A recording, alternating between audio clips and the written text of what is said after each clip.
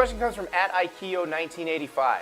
Scott Frost is projected to leave a more talented team, recruiting base, and easier conference for Nebraska? Okay, this is sort of the diametric opposite of the questions you usually get about Scott Frost, who has now become the hot name in coaching as he has led UCF to an undefeated start, and that offense is rolling.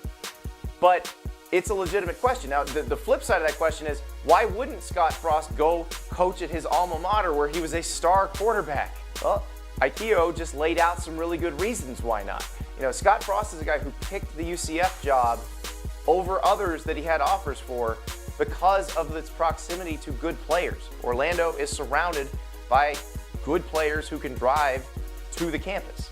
So, would you go to a place where there aren't a lot of good players within 800 miles?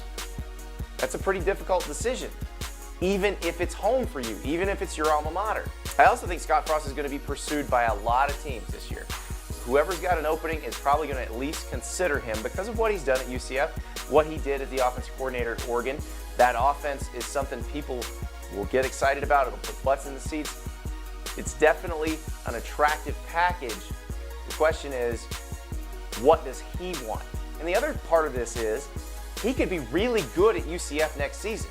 He gets a lot of his roster back, and there's no reason he has to take a job right now. He could stay, have another good year at UCF, and be very selective and take a job next year.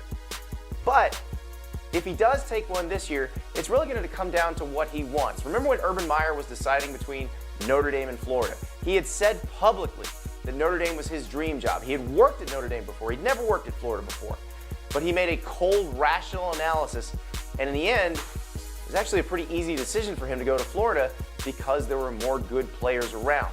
That's what Scott Frost is going to face if he winds up juggling an offer from Nebraska and an offer from, say, Tennessee or Texas A&M or UCLA.